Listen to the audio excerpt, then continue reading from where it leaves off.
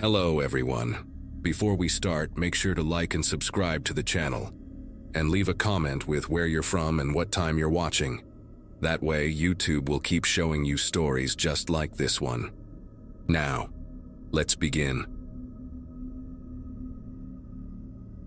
April had just turned cold again when I got the call about the house. My childhood home in Millbridge, Vermont, had been sitting empty for 18 months since Dad passed, and the lawyer said it was time to either sell or commit to the property taxes. I'd been avoiding it, honestly. The place held too many memories, and not all of them were the kind you want to revisit. But my apartment lease in Boston was ending, and I figured 2 weeks in Vermont wouldn't kill me. I could sort through decades of accumulated stuff, get the house ready for listing, and maybe find some closure. The drive up through New Hampshire felt longer than I remembered. The mountains pressing in on both sides of the highway, still patched with dirty snow even though it was late March. Millbridge hadn't changed much. Population 3,200, one stoplight, 3 churches, and a general store that doubled as the post office. The kind of place where everyone knows your business before you do.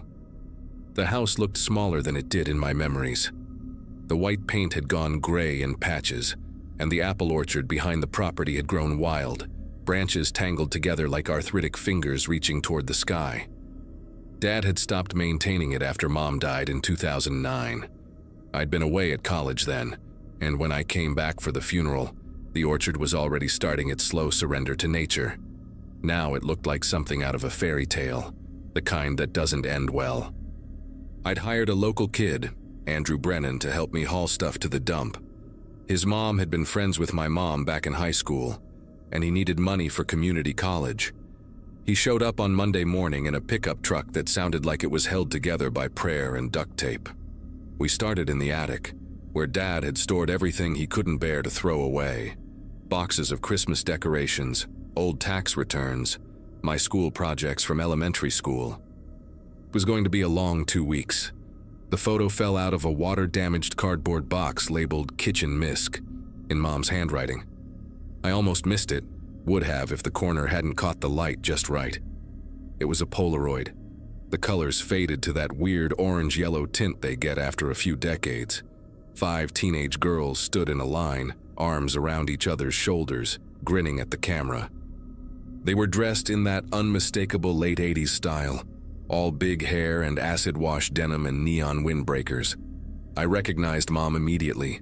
Second from the left, her dark hair permed into oblivion. She couldn't have been more than 16, maybe 17. The photo had been taken in front of our orchard. I could see the neat rows of apple trees in the background before they'd gone wild. Someone had written on the white border at the bottom in blue pen, "Summer 1987, best friends forever." I flipped it over. On the back, in different handwriting, were 5 names: Diane, Julie, Mom's name, Vanessa, and Christine. I'd never seen this photo before. Mom had hardly any pictures from her teenage years, said she didn't like having her photo taken back then. But here she was, looking genuinely happy, surrounded by girls I'd never heard her mention. I showed it to Andrew, who was wrestling with a box of old National Geographic magazines. He glanced at it and shrugged. "Looks like your mom had friends," he said. "That's the orchard, right?" Before it went crazy.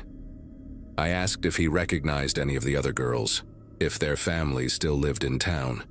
He squinted at the photo, then pointed to the girl on the far right, a blonde with a prominent gap between her front teeth. That might be Christine Holloway. "There's still a Holloway family on Birch Road, but I don't know if they're related." He handed the photo back to me and went back to the magazines. Something about it bothered me, though, the way it had been tucked away in a random box, like someone had hidden it deliberately. That night after Andrew left, I sat at the kitchen table with a bottle of Dad's old whiskey and stared at those 5 smiling faces. Mom's smile looked different than I remembered it, more open, less weighted down by whatever had made her so quiet in her later years. The next morning, I drove into town with the photo in my jacket pocket. The Millbridge Public Library was in the same building as the town hall, a brick structure that smelled like old paper and floor wax. Mrs. Galloway, the librarian who'd been there since before I was born, looked up from her desk with a smile that didn't quite reach her eyes when I walked in. I told her I was doing some family history research, that I'd found an old photo of my mom and wanted to learn more about her friends. She got very still when I showed her the picture. Her finger traced over the faces, lingering on each one. "Where did you find this?" she asked, her voice barely above a whisper. I told her it had been in a box in the attic. She handed it back quickly, like it had burned her. "Those girls," she said, then stopped. "Most of them moved away a long time ago. You know how it is with small towns? People leave." But there was something in the way she said it, something rehearsed, like she'd told this story before and had gotten good at making it sound casual. I pressed her, asked specifically about each name. Mrs. Galloway's jaw tightened. "Diane moved to California in 1988. Julie, I think she went to New York. Vanessa, maybe Florida. Christine stayed the longest, but she left too. Must have been 1989 or 1990. Every answer came out too quickly, too prepared. I asked if she had yearbooks from that era. Maybe I could find more information about them. She told me the yearbooks from those years had been damaged in a flood in the basement back in 2003. Most of them were thrown out. Convenient, I thought, but didn't say. I thanked her and left, but as I reached the door, she called out, "Your mother wouldn't want you digging into this." I turned around. "Into what?" She just shook her head and went back to her computer, fingers trembling slightly as they found the keyboard. Outside, I sat in my car for a long time, engine running, heat blasting. The whole conversation felt wrong. People don't react like that to a simple question about old high school friends, not unless there's something to hide. I spent the rest of that day at the town hall, going through old newspaper archives on microfiche. The Millbridge Gazette was a weekly paper, mostly local sports and town council meetings, but I figured disappearances would make the news. I searched every issue from 1987 through 1992. Nothing. Not a single article about missing girls, runaways, or disappearances. There were obituaries, sure, but none for anyone matching those names or ages. What I did find was strange in its absence. There were gaps in the papers, issues that should have existed but didn't. July 1987 was missing. October 1988 had 3 consecutive weeks gone. Spring of 1989, another gap. I asked the clerk about it, a young guy who clearly didn't care much about his job. He said sometimes issues got damaged or lost over the years, it happens, but the pattern felt deliberate. Those weren't random gaps. I drove to the address Andrew had mentioned, the Holloway place on Birch Road. It was a small ranch house with peeling yellow paint and a yard full of cars in various states of disrepair. An older man answered the door, maybe in his 70s, with suspicious eyes and a Boston Red Sox cap pulled low. I introduced myself, said I was looking for information about Christine Holloway. His face changed instantly, not sad, but angry. "You a reporter?" he asked, his hand tightening on the doorframe. I told him no, that I was just trying to learn about my mom's old friends. He stared at me for a long moment, then said, "Christine ran away in 1989. Took off in the middle of the night, didn't leave a note, nothing. Police said she was 18, free to go where she wanted. End of story."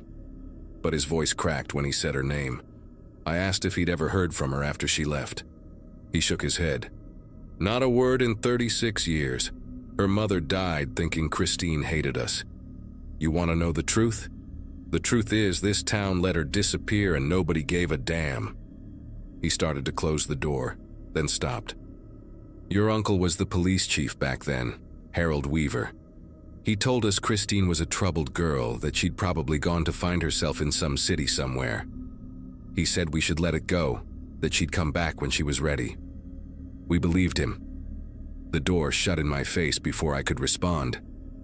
Uncle Harold. Mom's older brother, the one who died of a heart attack when I was 12. I barely remembered him, just a stern man in a uniform who showed up at family holidays and didn't smile much. When I got back to the house, Andrew was loading broken furniture into his truck. I asked him if he knew anything about girls disappearing in the late 80s. He stopped mid-lift, an old chair suspended in his arms. "My mom mentioned something once," he said slowly. She said there were some girls who left town back when she was in high school. But she got really weird when I asked about it, told me it was ancient history and I should focus on my own life. He set the chair down. Why are you asking?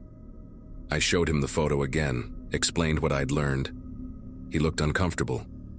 Look, I need this job, but I don't want to get involved in something that's going to piss off the whole town. My family lives here. I told him I understood, that he didn't have to help me with this part. But then he said something that made my chest tighten. There's an old storage unit out by Route 7. Police department used to keep evidence there before they built the new station. My uncle works maintenance for the facility. He said most of the old units haven't been touched in decades. If your uncle kept anything, it might still be there. That night I couldn't sleep. I kept thinking about Mom, about how quiet she'd been my whole life, how she never talked about her childhood or her friends, how she'd sometimes stare out at the orchard with this look on her face, like she was seeing something that wasn't there anymore.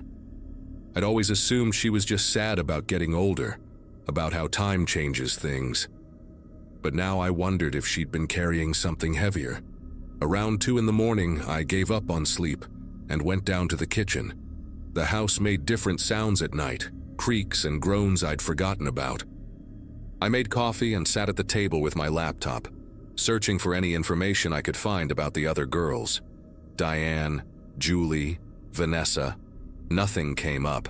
No social media profiles, no obituaries, no marriage records, nothing. It was like they'd been erased. 5 girls in one photo, and 4 of them had vanished without leaving a single digital footprint. In a world where everyone exists online in some form, that kind of absence isn't accidental. Somebody had worked very hard to make sure these girls stayed gone, at least on paper. I thought about Uncle Harold, about his position of authority, about how easy it would be for a small-town police chief to make inconvenient questions disappear along with inconvenient people. The storage facility was a depressing row of metal units behind a chain-link fence, the kind of place that rents month to month and doesn't ask questions. Andrew's uncle, a heavy-set man named Don with nicotine-stained fingers, met me there on Wednesday morning. I told him I was looking for some of my uncle's old police files for a family history project. He didn't seem to care either way. Unit 23, he said, handing me a key that looked like it hadn't been used in years. Haven't seen anyone access that one since before I started working here, and that was 2007. You find anything valuable? The department technically still owns it. The unit smelled like mildew and rust when I rolled up the door. Boxes were stacked to the ceiling, most of them labeled with case numbers and dates. I started pulling them down, searching for anything from 1987 to 1990. Most of it was routine stuff, traffic violations, petty theft reports, one domestic dispute case. Then, in a box marked MISC 1988-1989, I found a folder that made my hands go numb. It was labeled Informal Investigations in Uncle Harold's handwriting. Inside were newspaper clippings from other states, articles about unidentified remains found in rural areas. He'd circled certain details in red pen, details about age, gender, approximate time of death. There were also Polaroids, dozens of them, taken in the orchard behind my house. They showed disturbed earth, areas where the ground had clearly been dug up and refilled. Each photo had a date written on the back: July 1987, October 1988, April 1989, May 1989. My legs gave out and I sat down hard on the concrete floor. The dates matched the gaps in the newspaper archives. They matched the timeline of when the girls supposedly ran away. I pulled out my phone with shaking fingers and took pictures of everything in that folder. Every article, every photo, every note. There was a handwritten log too, Uncle Harold's daily notes. Most entries were mundane, but scattered throughout were lines that made my stomach turn. Spoke with Holloway family again. They're accepting the runaway story. Diane's parents finally stopped calling. Convincing people these girls wanted to leave is easier than I thought. Small-town prejudices work in my favor. And then, near the end of the log, one entry that broke something inside me. Spoke to my sister today. She knows, she's always known. But she won't say anything. Family protects family, even when it shouldn't. My mother had known. She'd known what happened to her friends, and she'd stayed silent for the rest of her life, carrying that weight alone because her brother was a murderer and she couldn't bring herself to turn him in. I drove straight to the Vermont State Police Barracks in Rutland, 40 minutes away, with the folder on my passenger seat. I didn't trust anyone in Millbridge. The detective I spoke with, a woman named Carver, listened to everything without interrupting. When I showed her the photos and the log, her expression went from skeptical to grave. She made calls, and within hours, a forensics team was on its way to my property. They spent 3 days searching the orchard with ground-penetrating radar. They found 4 sets of remains buried in shallow graves exactly where Uncle Harold's photos indicated: Diane, Julie, Vanessa, and Christine. The 5th girl in the photo, my mother, had been the sole survivor, the one who got away because she was his sister. And even monsters sometimes have limits. The town exploded with the news. Some people were horrified, others were angry that I'd dug up the past. Mrs. Galloway refused to speak to anyone. Christine's father called me, sobbing, saying he'd waited 36 years to know what happened to his daughter, and thanking me for giving him that closure, even though it came with such terrible truth. I sold the house within a month, couldn't stand to be there anymore. The orchard was excavated completely, turned into a memorial garden for the victims. Before I left Vermont for good, I went back one last time and stood where that photo had been taken in 1987. 5 girls smiling at the camera, none of them knowing that 4 would be dead within 2 years, and the 5th would spend the rest of her life drowning in guilt and silence. I understood now why Mom had been so quiet, why she never wanted to talk about her past, why she'd look at the orchard with that haunted expression. She'd been looking at their graves, living above the evidence of her brother's crimes, knowing the truth but never speaking it, protecting a monster because he was family. I'll never know if she stayed silent out of fear or misplaced loyalty, and maybe it doesn't matter anymore. What matters is that those 4 girls finally got to go home to their families, even if it was 3 decades too late. I still have that photo, tucked away in a drawer I rarely open. Sometimes I take it out and look at those 5 faces, all that youth and possibility, and I think about how one person's evil can ripple through generations, destroying not just the victims but everyone connected to them. The house sold to a family from Massachusetts who had no idea about its history. I didn't tell them. Maybe that makes me like my mother, keeping secrets to protect people from ugly truths. Or maybe some stories need to be buried along with the dead. I don't know anymore. What I do know is that I'll never go back to Millbridge, and every time I see an apple orchard, I drive past it as fast as I can.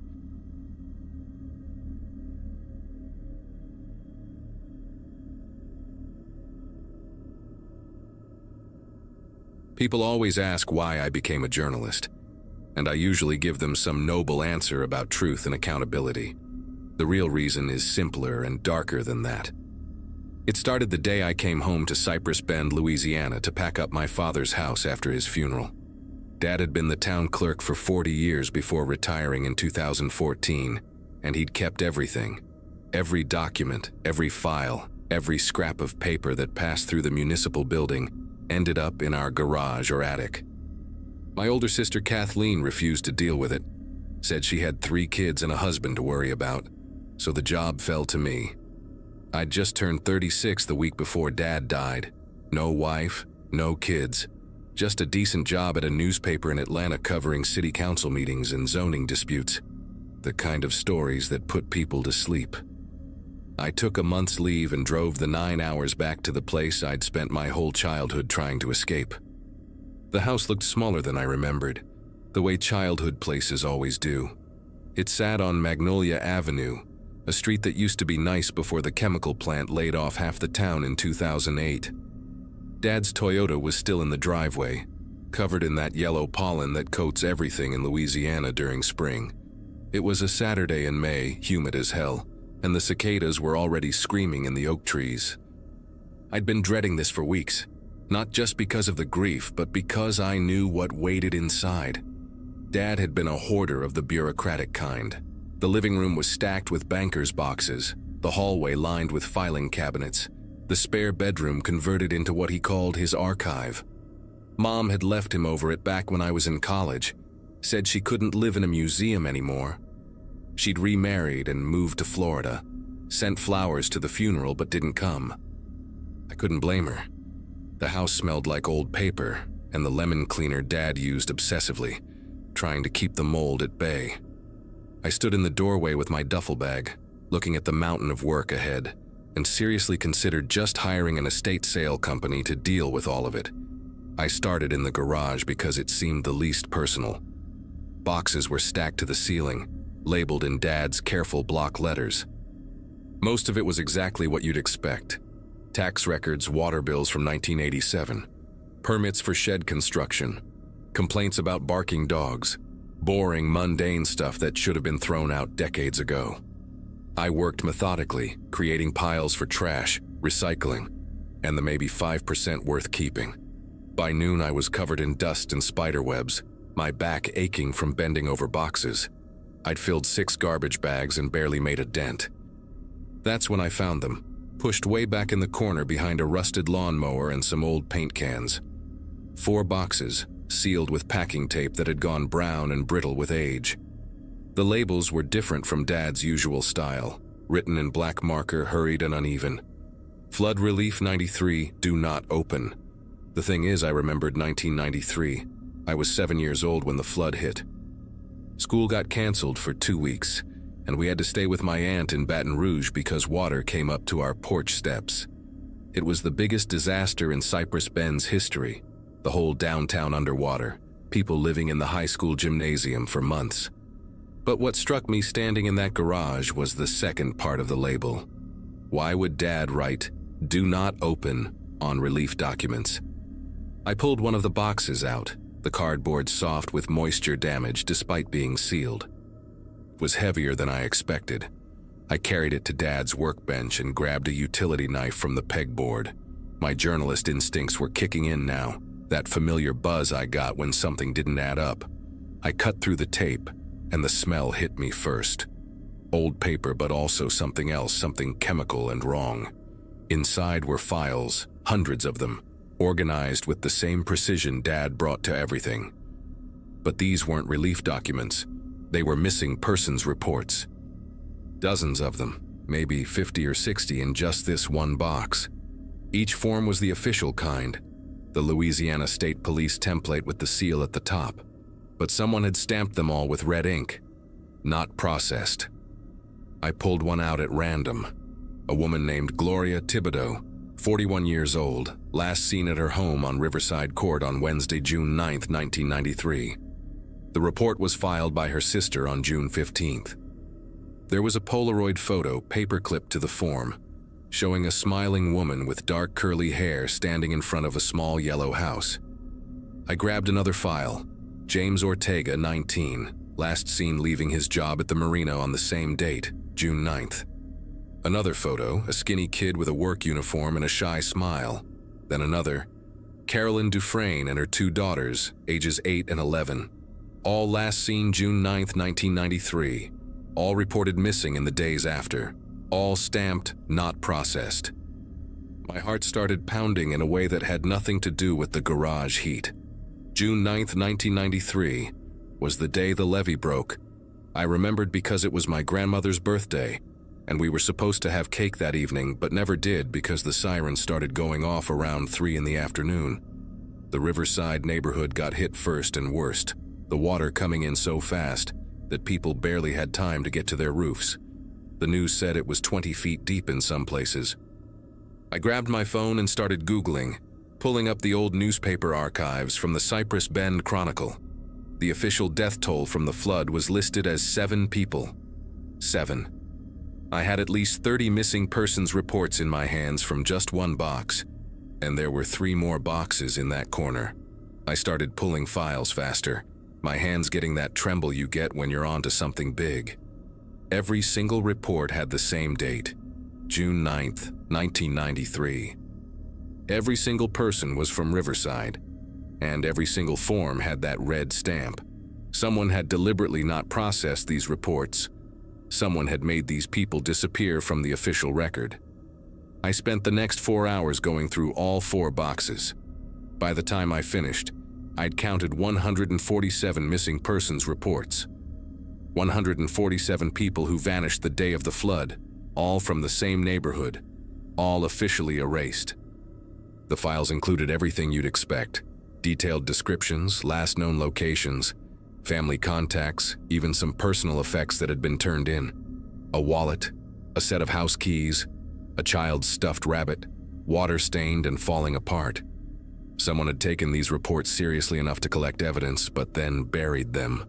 I found something else too, tucked into the bottom of the last box. A manila envelope marked, "Engineering Survey, Confidential." Inside were blueprints of the levee system, covered in notations and calculations in different handwriting. Yellow sticky notes were attached to several pages, and one note made my stomach turn. It was dated June 8, 1993, the day before the flood. The handwriting was shaky but legible. Charges placed as requested. Primary breach point north sector will direct flow to Riverside. Detonation window 2:04 p.m. Wednesday. God forgive us. I sat down hard on Dad's workbench stool, my legs suddenly unreliable. Someone had blown the levee on purpose. They deliberately flooded Riverside, and my father had known about it. The evidence was in his garage, hidden for 31 years. I thought about Dad's last few months, how he'd gotten quiet and withdrawn, how he'd stopped going to church even though he'd been an usher for 20 years, how he'd called me 3 times in the weeks before his heart attack, leaving rambling messages about needing to tell me something important. But I'd been busy with a story deadline and kept saying I'd call him back later. I never did. Now he was gone, and I was holding proof of mass murder. I pulled out my laptop and started searching for anything about Riverside neighborhood. What I found made everything worse. After the flood, the land had been declared unusable, too damaged to rebuild. The entire neighborhood, 43 acres, had been sold to a development company for next to nothing. That company was owned by the Prudhomme family. Everyone in Cypress Bend knew the Prudhommes. They owned half the parish, had for generations. Sugarcane plantations, timber operations, commercial real estate. The family estate sat on a hill overlooking the river, a white mansion with columns that had been there since before the Civil War. In 1993, the patriarch was Jean-Paul Prudhomme, and according to the property records I was pulling up, his holdings had been directly upstream from Riverside. If the levee had broken naturally where it was supposed to, the water would have flooded his processing plant and 5,000 acres of prime agricultural land. But by breaching it at the north sector instead, the water got diverted away from his property and straight into Riverside, a poor neighborhood where most people rented, where nobody had the money or connections to fight back. I found a photo from the Chronicle dated June 11, 1993, showing Jean-Paul touring the flood damage with the governor. He looked concerned in that practiced way rich people do, wearing rubber boots that probably cost more than most people's rent. The caption mentioned his generous donation to the relief fund.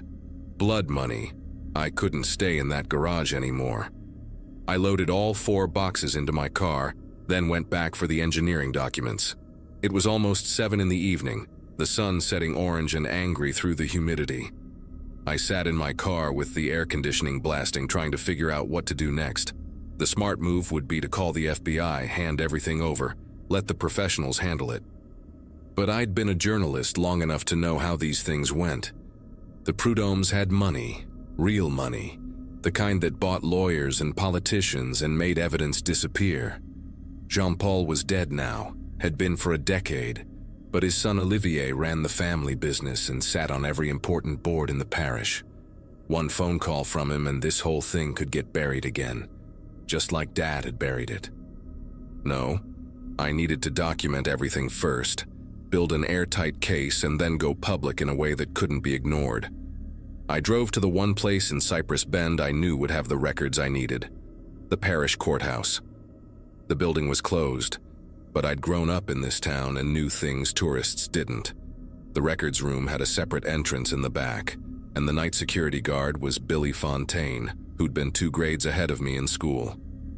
I knocked on the maintenance door until he opened it, looking annoyed until he recognized me.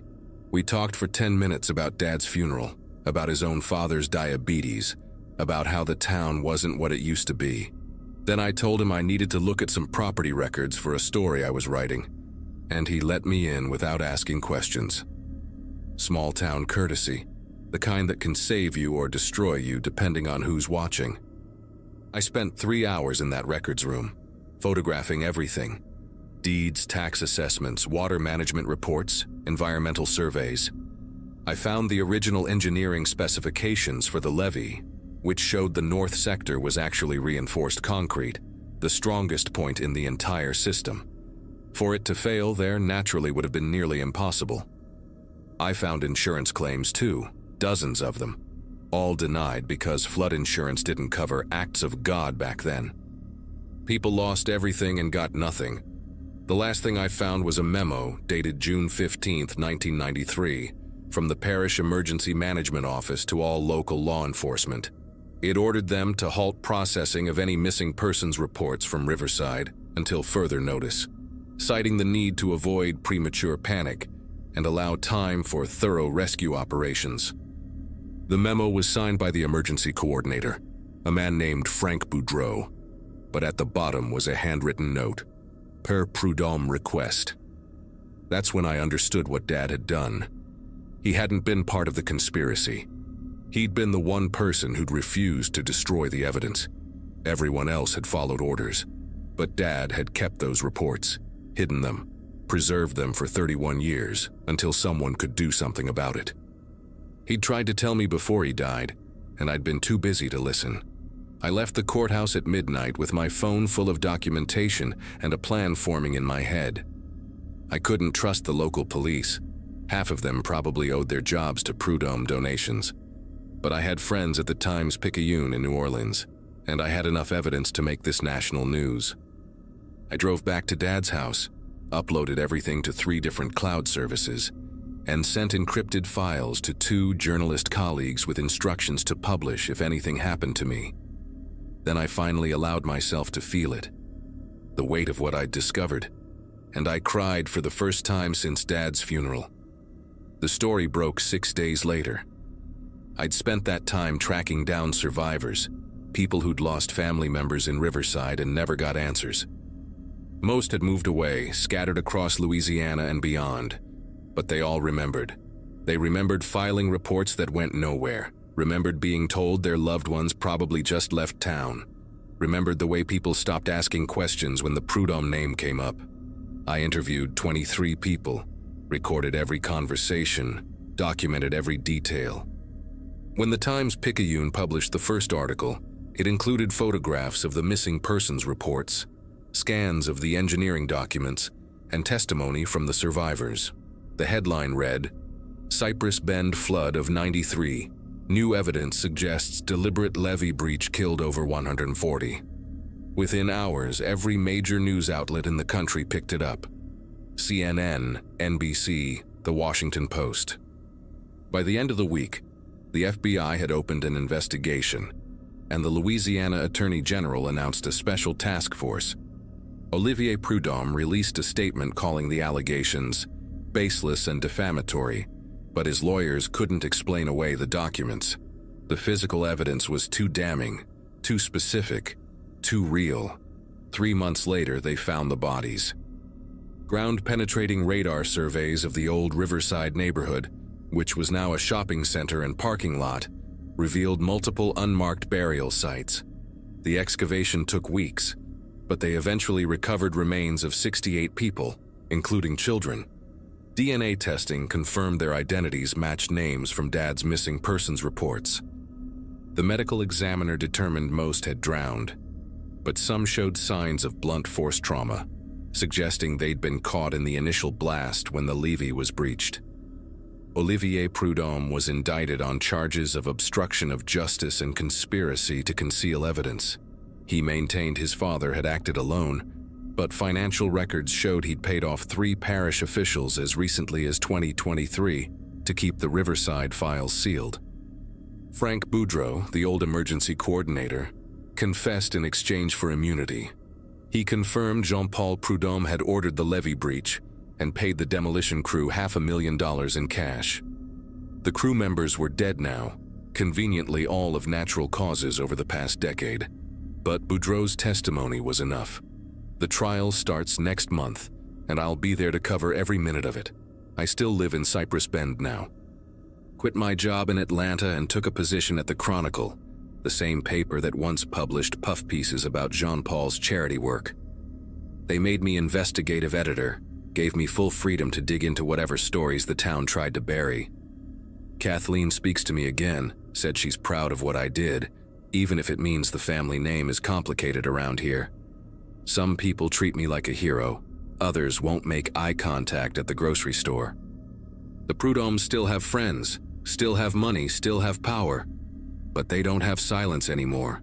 Dad's house sold last month, and I used part of the money to help fund a memorial for the Riverside victims.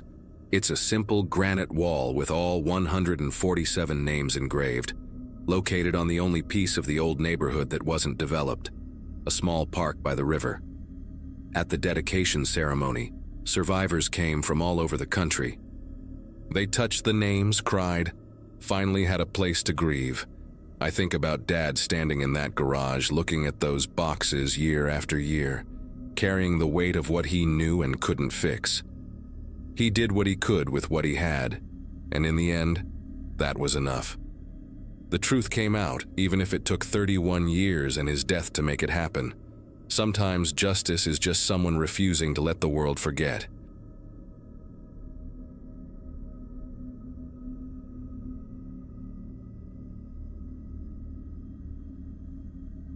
Honestly, I never thought I'd be the person posting something like this online, but I need to get it out somewhere because talking about it in person makes me feel sick all over again.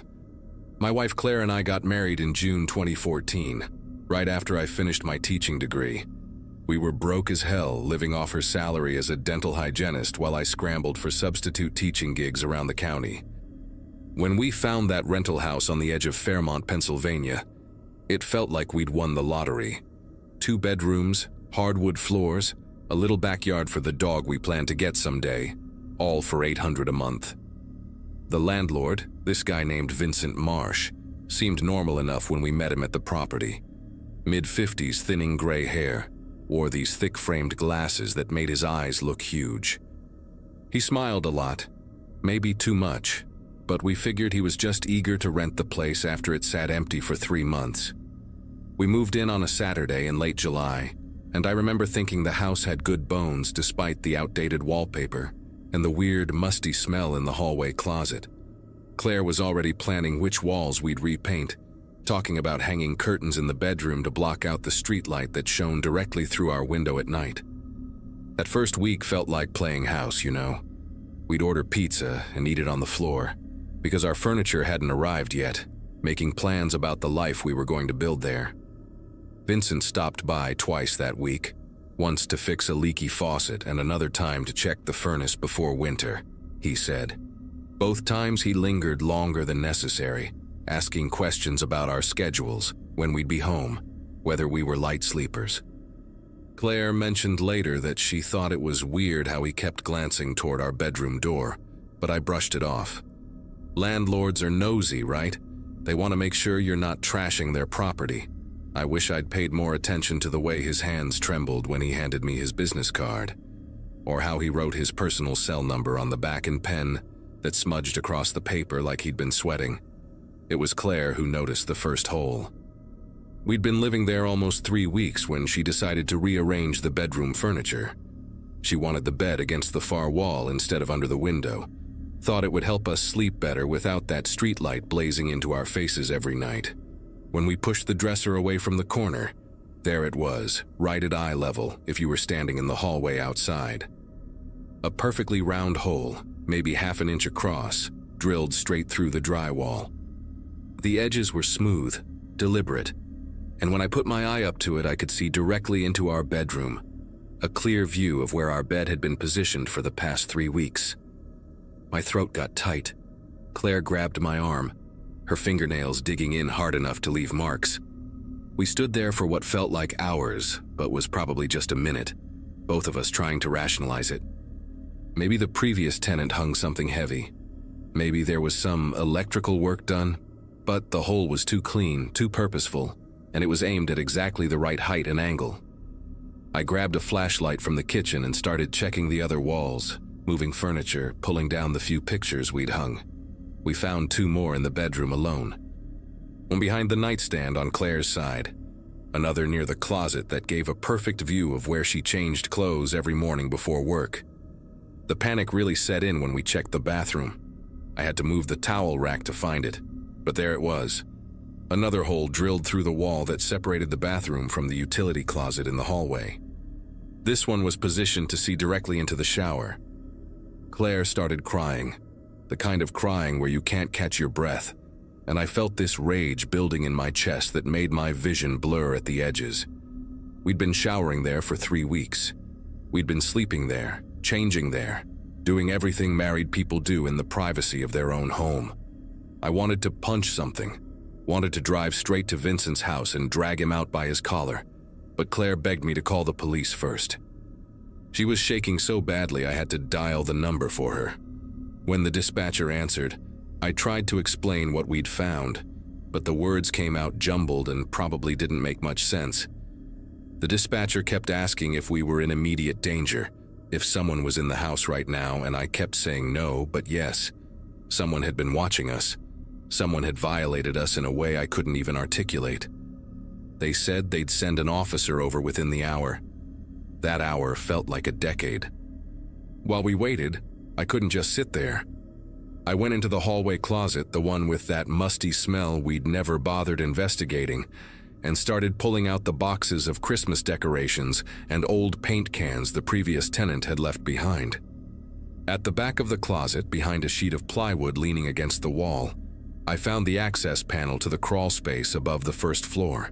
The panel wasn't screwed in like it should have been. It just lifted right off. I grabbed a chair from the kitchen, boosted myself up, and shone the flashlight into the darkness above. What I saw made my stomach turn inside out. There were wires everywhere, thin black cables running along the ceiling joists like veins, all converging toward a central point above our bedroom. I followed them with the flashlight beam and found a small metal box bolted to a beam, about the size of a lunchbox, with more wires feeding into it from different directions. Some of the cables disappeared into holes drilled down through the ceiling, positioned exactly where we'd found the holes in the walls below. I'm not an electrician, but I knew enough to recognize that this wasn't original wiring. This was new, maybe a few months old based on how clean the plastic coating looked. Claire called up to me asking what I'd found, but I couldn't form words. I just climbed down and showed her the pictures I'd taken on my phone. Her face went completely white. The officer who showed up was young, couldn't have been more than a year or 2 out of the academy. His name was Officer Reynolds, and he had this uncomfortable expression like he'd been expecting a noise complaint, not whatever mess we were describing.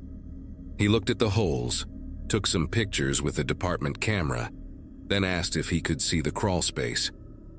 I took him up there, and I watched his expression change from skeptical to deeply concerned as he swept his own flashlight across the wiring. He made a phone call, spoke in that clipped cop voice they use on radios, and within 20 minutes, 2 detectives showed up. Detective Brenner was older, maybe 50, with gray stubble and tired eyes that had seen too much. His partner was a woman named Detective Huang, sharp and focused, already pulling on latex gloves before she'd even climbed into the crawl space. They spent 45 minutes up there talking in low voices we couldn't quite hear, occasionally asking us questions through the opening. Had we touched anything? Had we noticed anyone unusual around the property? Did the landlord have keys? That last question hit different. Of course he had keys. He was the landlord. He could come and go whenever he wanted, and we'd never know. Detective Huang came down from the crawl space holding an evidence bag with the metal box inside. She set it on our kitchen table like it was radioactive, and Brenner explained what they'd found. The box was a wireless transmitter, the kind you could buy online for a few $100s, designed to send video signals to a remote receiver. The wires fed into tiny cameras, pinhole style, fitted into the holes we'd discovered. 4 cameras total, they'd counted. Bedroom, bathroom, and 2 in the living room we hadn't even found yet because they were hidden behind air vents. Huang asked if we'd given permission for any surveillance equipment, which was such an absurd question I almost laughed. Then Brenner asked for Vincent's contact information, and I handed over that business card with his smudged cell number. They tried calling him right there in front of us. It rang 6 times and went to voicemail. Brenner left a message, professional and calm, asking Vincent to call back regarding an urgent matter at the property. We all knew he wouldn't call back. You could see it in the way the detectives looked at each other. That silent communication cops develop after working together long enough. Huang asked if we had anywhere else to stay tonight. The way she said it, like it wasn't really a question, made it clear we shouldn't be sleeping there. We ended up at Claire's parents' house in Harrisburg, about an hour away. Her mom kept trying to make tea and asking if we were hungry, doing that thing parents do when they don't know how to fix something, so they offer food instead. Claire's dad just sat there looking furious, his jaw clenched so tight I thought his teeth might crack. I couldn't sleep that night. Every time I closed my eyes, I saw that metal box, those wires, Vincent's huge eyes behind those thick glasses staring at footage of us in our most private moments. How long had he been watching? Had he watched us on our wedding night when we came home late and exhausted? Had he seen every fight, every intimate moment, every time we walked around in our underwear thinking we were alone? The violation of it felt like something crawling under my skin. The next morning, Brenner called my cell. They'd gone to the address listed on Vincent's landlord registration. The house was empty. Not just empty like he wasn't home, but empty like he'd cleared out in a hurry. Neighbors said they'd seen him loading boxes into a van around midnight, just hours after we'd called the police. His cell phone was going straight to voicemail now, probably turned off or destroyed. They'd put out a bulletin for his vehicle, a white cargo van with Pennsylvania plates, but Brenner didn't sound optimistic about finding him quickly. What happened next is the part that still keeps me awake sometimes.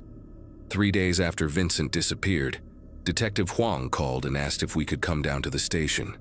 When we got there, she led us into a conference room where Brenner had spread out papers and photographs across the table, like some kind of horrifying puzzle.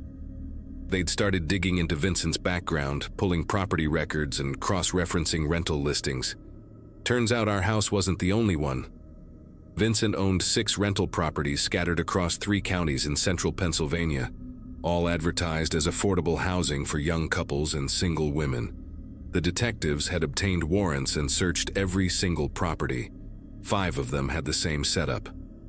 Holes in the walls, cameras hidden in bedrooms and bathrooms, wiring running to transmitters in crawl spaces or attics. One house in Altoona had 8 cameras installed. 8. Huang showed us a spreadsheet she'd created, listing the current and former tenants they'd identified going back 3 years. 22 people had lived in those houses during that time. 22 people who had no idea they'd been watched, recorded, violated in their own homes. Some had already moved away, gotten married, started families. The detectives were in the process of contacting everyone, and I could see the weight of it on Huang's face, knowing she'd have to make those phone calls and destroy people's sense of safety and privacy all over again. Brenner pulled out another folder, this one thicker, and explained that they'd executed a warrant for Vincent's financial records. He'd been paying for cloud storage, massive amounts of it, through an offshore service that specialized in, let's say, discretionary data hosting. The kind of service that doesn't ask questions and doesn't cooperate easily with law enforcement. They were working with federal investigators now because the scope had expanded beyond local jurisdiction. The FBI Cybercrimes Unit was involved, trying to trace where the footage had been uploaded and whether Vincent had distributed or sold any of it. That word "sold" hit me like a hammer. The idea that strangers might have paid money to watch me and Claire in our bedroom, that our most private moments might be saved on some server in another country, being traded around by people whose faces we'd never see. It made me want to vomit right there on the conference room table. Claire started crying again, and Huang pushed a box of tissues across the table with the kind of practiced gentleness that told me she'd done this too many times before. Brenner said they'd keep us updated, that they were doing everything possible to track Vincent down and secure any footage that might exist. But I could hear the uncertainty in his voice. The internet is vast. Data can be copied, backed up, hidden in places even experts struggle to find. We never went back to that house.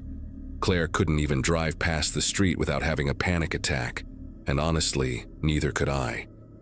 We broke the lease, which legally we probably didn't have to do given the circumstances, but I didn't want to spend another second tied to anything Vincent owned. We moved into a cramped apartment in Harrisburg, closer to Claire's work and her family, a place with new construction and walls we could verify were solid all the way through. I became obsessive about checking for cameras. Every hotel room, every Airbnb, even bathrooms at friends' houses, I'd find myself scanning the walls and ceilings, looking for tiny holes or unusual objects positioned at weird angles. Claire started seeing a therapist who specialized in trauma. She'd come home from sessions exhausted and raw, and some nights she'd just sit on the couch staring at nothing while I made dinner neither of us wanted to eat. Our marriage took a hit. Not because we blamed each other, but because the invasion had poisoned something fundamental between us. Intimacy became complicated, loaded with the knowledge that someone had stolen it from us, and we could never get it back. We got through it, slowly, with a lot of therapy and patience and honest conversations that hurt like open wounds. But it changed us. You don't come back from something like that completely whole. Vincent Marsh was arrested 4 months later at a border crossing in Texas, trying to get into Mexico with fake identification. The cargo van was full of hard drives and equipment. Turns out he'd been planning this for a while, had money stashed in accounts under different names, probably anticipating the day someone would discover what he'd been doing. The trial took 2 years, dragged out by legal motions and evidence processing. The FBI recovered footage from multiple cloud accounts, thousands of hours of recordings spanning back to 2011. He'd been doing this for at least a decade, maybe longer. 22 victims became 43 as more people came forward after seeing news coverage. Some of the footage had been sold on dark web forums, distributed to networks of people who paid subscription fees to watch real surveillance of unsuspecting people. Vincent pleaded guilty eventually, probably because his lawyers knew a jury would bury him. He got 38 years in federal prison, no parole. He'll be 90 when he's eligible for release, if he lives that long. Huang called me the day the sentence came down. She said it was one of the longest sentences she'd seen for this type of crime, that the judge had been visibly disgusted during sentencing.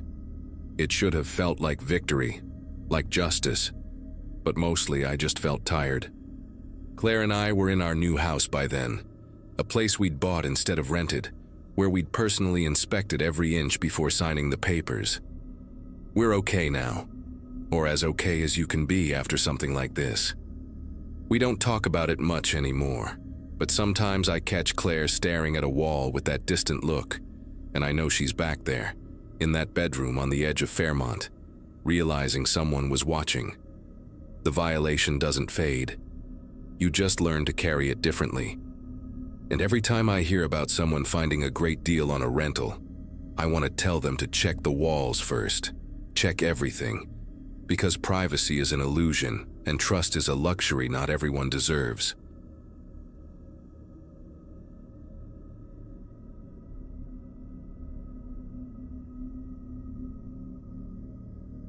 Teaching 5th grade in Dalton felt like the kind of quiet life I needed after the chaos of my divorce 2 years prior. The town had maybe 8,000 people, tucked between the mountains in northwest Georgia, where everyone knew everyone and Sunday service at Covenant Fellowship wasn't optional if you wanted to fit in. I started attending because my principal, Mr. Warren, mentioned it during my interview, saying the church was the heart of the community and most of the school staff were members. Within my first month, I'd been welcomed with casseroles, invitations to potlucks, and warm smiles from people who seemed genuinely kind. The church itself was this beautiful old building with white columns and stained glass windows that threw colored light across the pews during morning service. Everything felt safe, normal, like I'd finally found a place where I could rebuild my life and focus on my students without the drama I'd left behind in Savannah. But sometime around mid-October, I started noticing small things that didn't quite add up. After service one Sunday, I saw 3 of my colleagues, including Beth Sullivan, who taught 3rd grade, huddled in the parking lot with Deacon Phillips and 2 other church elders I didn't know well. They were speaking in hushed tones, and when I waved at Beth, she looked almost startled before giving me this tight, forced smile and turning back to the group. The conversation stopped completely when I walked past them to my car. Then there was the Wednesday evening Bible study I'd started attending, where certain members would exchange these meaningful glances whenever someone mentioned the community committee, which I'd been told was just a charity organization that helped struggling families in the area. I'd asked about volunteering once, and the room had gone uncomfortably silent before someone changed the subject. People were friendly enough to my face, but I was starting to feel like there was this whole other layer to the church that I wasn't part of, like everyone was in on something I didn't understand. The warmth I'd initially felt was beginning to seem performative, calculated even, though I couldn't explain why I felt that way. The thing that really kicked everything into gear happened on a Monday morning in late October. I arrived at school to find out that Beth Sullivan had resigned effective immediately. No 2 weeks' notice, no goodbye, nothing. Her classroom was already being packed up by the janitor, and when I asked Mr. Warren about it, he got this weird look on his face and said Beth had personal matters to attend to and had moved out of state to be with family. But here's the thing that made my stomach turn. I'd had coffee with Beth just 3 days earlier, on Friday afternoon, and she'd been excitedly planning her classroom Halloween party. She'd shown me the decorations she'd bought, talked about how her kids were going to love the costume contest, and mentioned she was hosting Thanksgiving at her house this year for the first time. She didn't seem like someone about to uproot her entire life. I tried calling her cell phone during my lunch break, and it went straight to a disconnected number message. Her Facebook page was gone. It was like she'd been erased. I couldn't stop thinking about it for the rest of the week. During Wednesday evening service, I noticed Beth's usual seat in the 4th pew was occupied by a family I'd never seen before, like the congregation had just moved on without missing a beat. After the service ended, I approached Deacon Phillips and asked if he knew how to reach Beth, saying I wanted to send her a card or something. The way his expression shifted made my chest tighten. He put his hand on my shoulder, this gesture that probably looked comforting to anyone watching, but his grip was firm enough to feel like a warning. He told me that Beth had made her choice, and it was best to respect her privacy and focus on my own responsibilities here.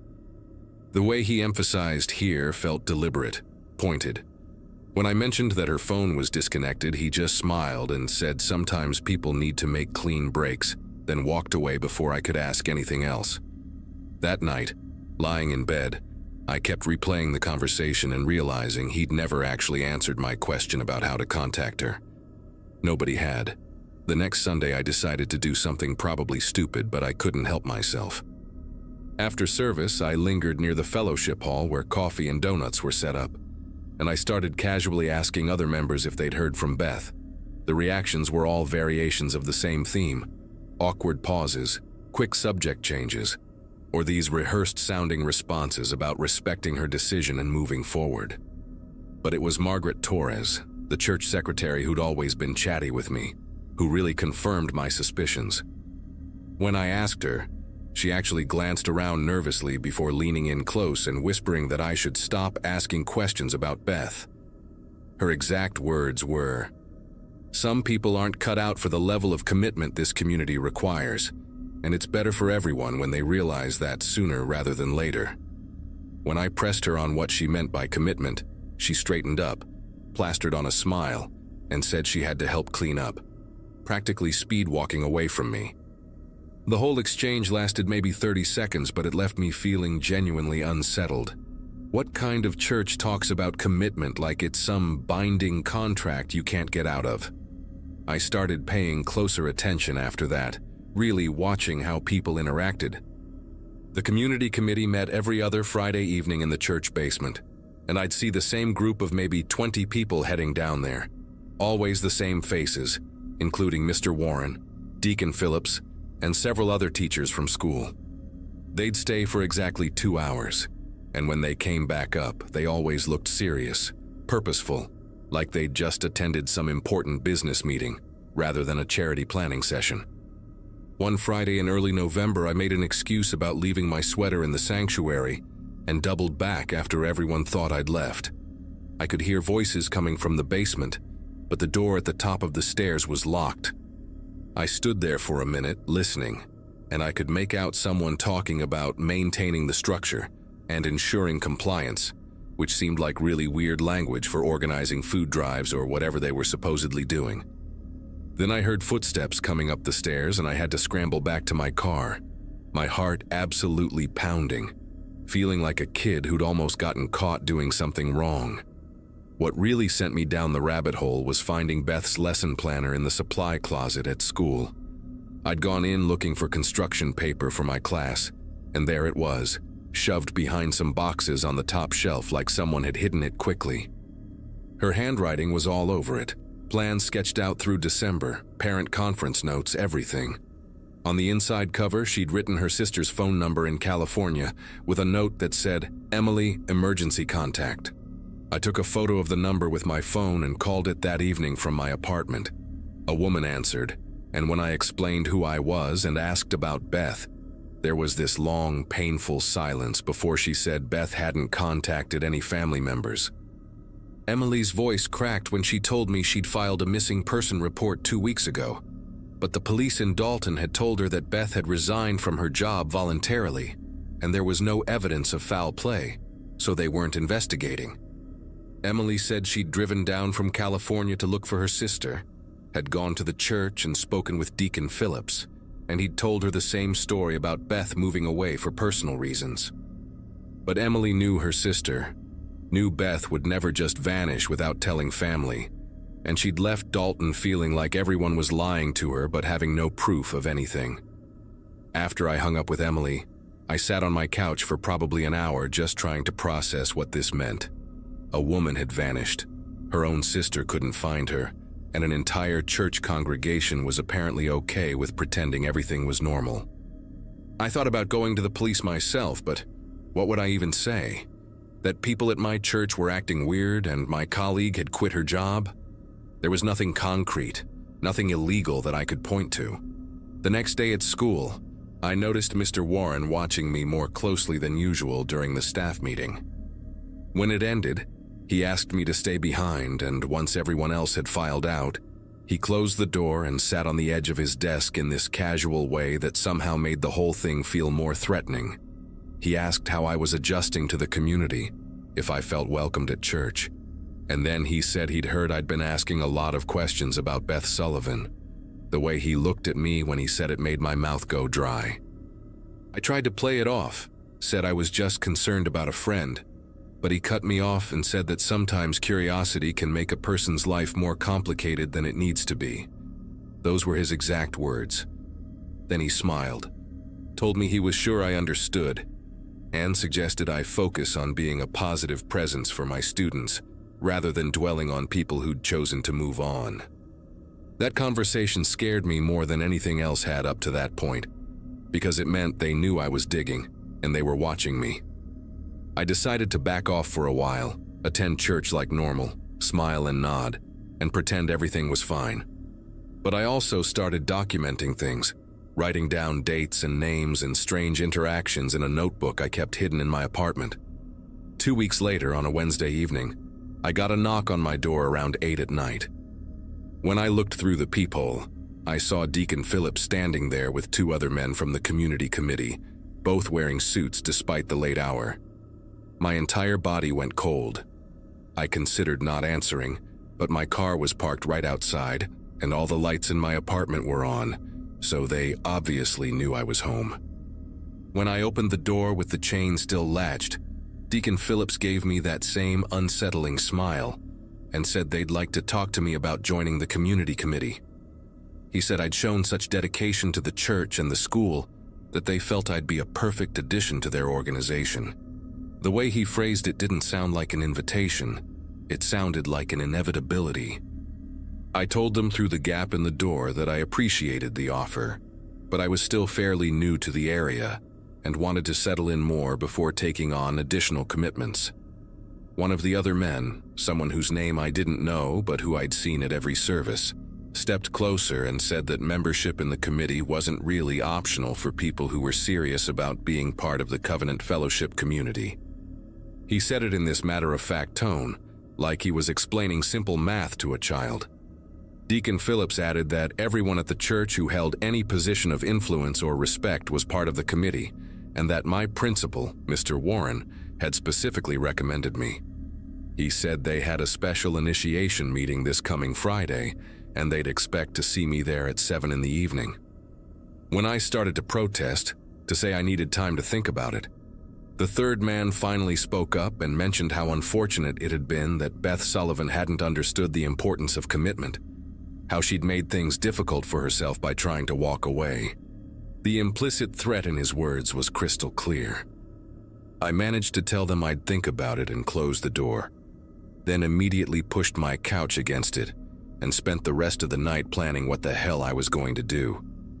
I knew I couldn't just refuse and stay in Dalton.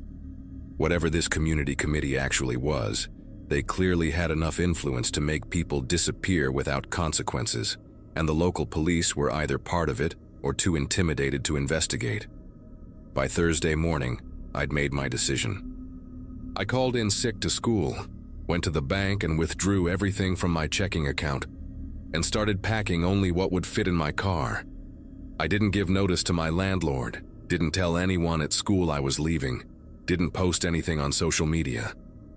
I loaded up my sedan that afternoon while most people were still at work, threw my notebook with all my documentation into my bag, and planned to leave Friday morning before dawn, hours before that 7 o'clock meeting they expected me at. But Thursday night, around 11, I heard footsteps on the stairs leading up to my second-floor apartment. Slow, deliberate footsteps, and then they stopped right outside my door. I held my breath in the darkness, watching the shadow of feet visible under the door gap. Whoever it was stood there for what felt like forever, but was probably only 2 or 3 minutes. Then I heard a piece of paper slide under my door. When the footsteps finally retreated, I waited another 10 minutes before turning on a light and picking up the paper. It was a printed schedule for tomorrow's initiation ceremony, with my name already typed at the top, along with a note that said, "We look forward to welcoming you into our family. This is a once-in-a-lifetime opportunity you won't want to miss." I didn't sleep at all that night. At 3 in the morning, I grabbed my bags, left my apartment key on the counter, and walked as quietly as I could down to my car. The street was completely empty and dark except for one streetlight flickering at the end of the block. I threw everything in the trunk, got in the driver's seat, and my hands were shaking so badly I could barely get the key in the ignition. Just as the engine started, I saw headlights turn onto my street from the far end. A dark SUV moving slowly, like it was patrolling. I didn't wait to see if it was coming for me. I pulled out and drove in the opposite direction, taking back roads out of town, constantly checking my rearview mirror for anyone following me. I drove for 6 hours straight, didn't stop except for gas, and ended up at my cousin's place in North Carolina by mid-morning. I stayed with her for 2 weeks, barely leaving her apartment, jumping at every unexpected sound. I finally worked up the courage to call Emily, Beth's sister, and told her everything that had happened to me. She broke down crying and said she'd suspected something like this but had no way to prove it. Together, we contacted the FBI field office in Charlotte, and I turned over my notebook with all the documentation. An agent took my statement and said they'd look into it, but warned me that without concrete evidence of a crime, there wasn't much they could do immediately. He did say that Dalton had come up before in relation to some financial irregularities involving a church organization, and my information might help build a case, but it could take months or even years. He strongly advised me not to return to Dalton under any circumstances. It's been 8 months since I left, and I'm teaching at a different school now in a different state, using my maiden name from before my marriage. I check the news from Dalton compulsively, looking for any updates, but there's been nothing about the church or the community committee. Beth Sullivan is still listed as a missing person with no new developments. Emily texts me sometimes, and we both hold on to this thin hope that maybe the investigation will eventually uncover something. But I'm not holding my breath. What keeps me up at night is thinking about how many people might still be trapped in that system, too afraid to leave, or too deep into whatever that organization actually does. I've had nightmares where I'm back in that church basement, where the locked door opens and I see what they were really doing down there. But I always wake up before finding out. Sometimes I wonder if I should have stayed and fought harder to expose them. But then I remember the look in Deacon Phillips's eyes when he stood at my door, and I know I made the only choice I could. I'm safe now. I have a new job and a new start. But I'll never really feel settled again. I'll always be looking around corners, always wondering if someone from Covenant Fellowship might track me down, because I'm the one who got away and talked to the FBI. That's what they took from me, even though I escaped. They took my ability to ever feel completely safe again, to trust a community, to believe that friendly faces in a small town church are actually what they appear to be. And somewhere in Dalton, Georgia, they're still meeting every other Friday in that basement, still maintaining their structure and ensuring compliance, still making people disappear when they ask too many questions.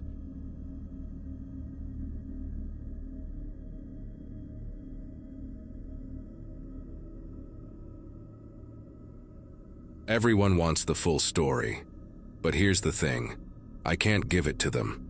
The detectives, the therapists, my own parents sitting across from me with those desperate eyes, they all want this clean narrative with a beginning, middle, and end. What I've got instead are these jagged pieces of memory that don't fit together right, like a puzzle someone threw against a wall. What I can tell you is where it started. A Friday night in September, me and 4 friends driving out to some abandoned trailer park off Highway 56 because we were 17 and stupid and thought we were invincible. My buddy Josh had been going on about this place for weeks, saying his older brother told him squatters had turned it into some kind of commune, the kind of place where people went to disappear on purpose, he said, which should have been our first clue to stay the hell away. But when you grow up in a Kansas town where watching wheat grow counts as entertainment, an abandoned trailer park 12 miles outside town sounds like the most interesting thing that's happened all year. I remember climbing into Josh's pickup that night, the 5 of us passing around cheap vodka, laughing about nothing, completely unaware we were driving towards something that would break us all in different ways. The trailer park sat at the end of a dirt road that carved through an old cornfield, the kind that had been left to rot into these tall, dried-out husks that scraped against the truck as we drove through. Someone had spray-painted a crooked arrow on a rusted mailbox where we turned off the highway, pointing us deeper into nowhere. When Josh's headlights finally swept across the clearing, I counted maybe a dozen trailers arranged in this weird circle, most of them sagging on one side or covered in thick vines that made them look like they were being swallowed by the earth. The whole place had this carnival after dark feeling, like something that was supposed to be fun once but had turned into something else entirely. We sat there in the truck for a minute after Josh cut the engine, and that's when I heard it, this low mechanical hum coming from somewhere in the darkness. A generator, I realized, which meant someone was using electricity out here. Amber, Josh's girlfriend, said maybe we should just go, that if people were actually living here we were trespassing. But Josh was already laughing it off. He said anyone squatting in a place like this wasn't going to call the cops on some teenagers. Kevin had his door open before any of us could argue further, flashlight already on, heading toward the nearest trailer like he owned the place. The rest of us followed because that's what you do when you're 17. You follow your friends into the dark, even when every instinct you have is screaming at you to run. The first trailer Kevin approached had its door hanging open, swaying slightly in the wind. He stepped inside and we heard him moving around, his footsteps creaking on what sounded like rotted floorboards. When he came back out, he said it was empty, except for some old furniture and needles scattered everywhere. The kind with the orange caps that you see in documentaries about the opioid crisis. Josh made some joke about junkies and we moved to the next trailer, then the next, finding more of the same. Stripped mattresses, broken glass, that sour smell of mildew and something worse underneath. Stephanie hung back near the truck, her arms wrapped around herself even though it wasn't cold. She kept saying she wanted to leave, that this place felt wrong, but nobody really listened to her. We were too busy trying to act braver than we felt, shining our flashlights into dark corners and daring each other to go deeper into the trailers. It was Josh who noticed the trailer at the far end of the circle looked different from the others. Newer, or at least better maintained. The windows had curtains, actual curtains, not just sheets, and there was a concrete block serving as a front step. No vines growing up the sides.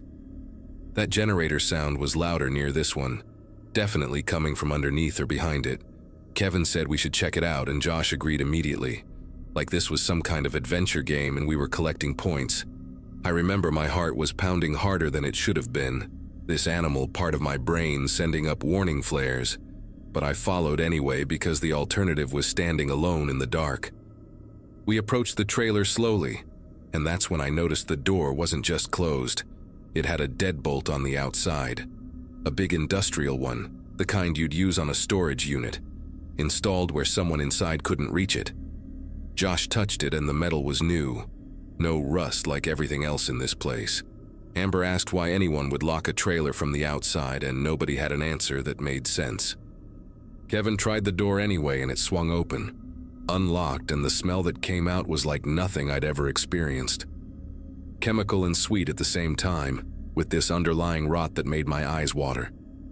The inside was dark except for a faint blue glow coming from somewhere in the back. We stood in the doorway, none of us wanting to be the first one to step inside, and that's when we heard it. A sound like fabric dragging across floor, coming from deeper in the trailer.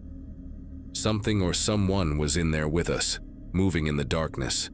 Josh shined his flashlight toward the sound, and the beam landed on a figure slumped against the far wall, a woman maybe in her 20s or 30s. It was hard to tell. She was staring at us but not really seeing us. Her eyes glassy and unfocused, and her lips were moving like she was talking, but no sound was coming out. She wore a stained tank top, and her arms were covered in track marks, some fresh enough that they still looked angry and red.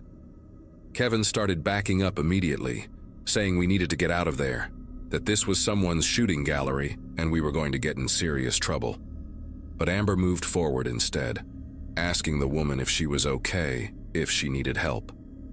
The woman's head lolled to the side, and she made this wet clicking sound in her throat.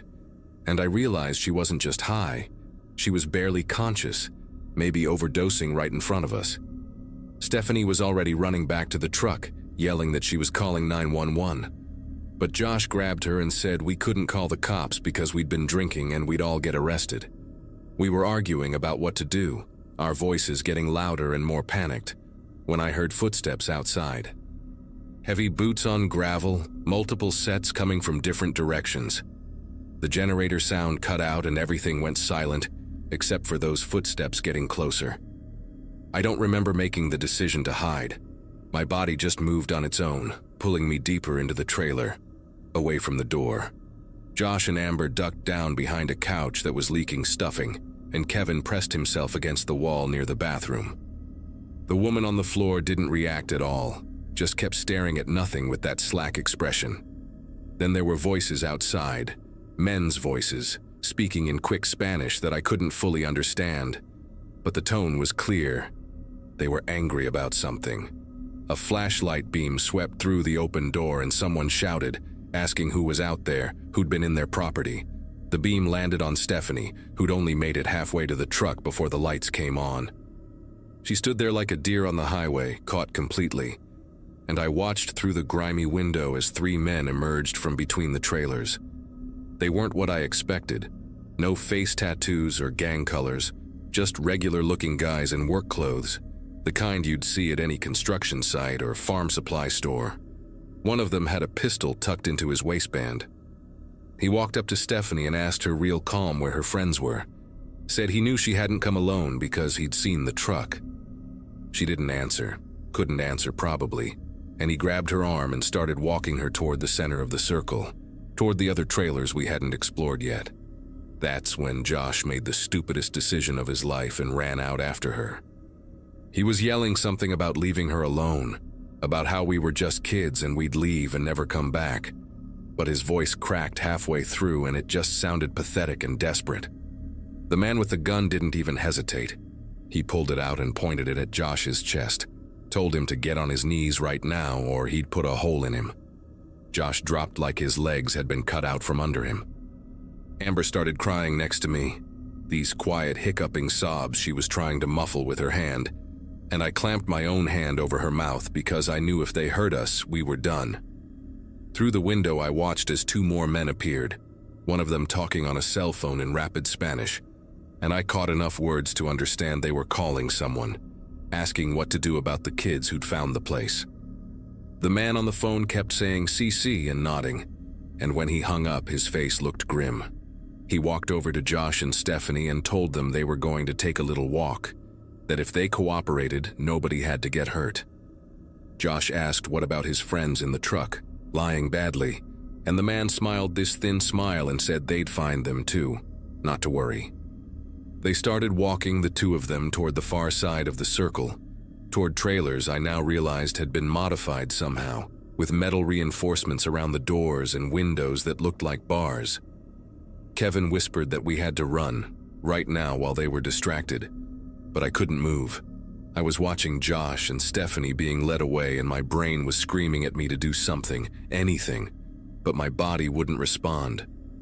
Then the woman on the floor behind us started making this horrible keening sound, this animal noise of pure distress, and one of the men heard it.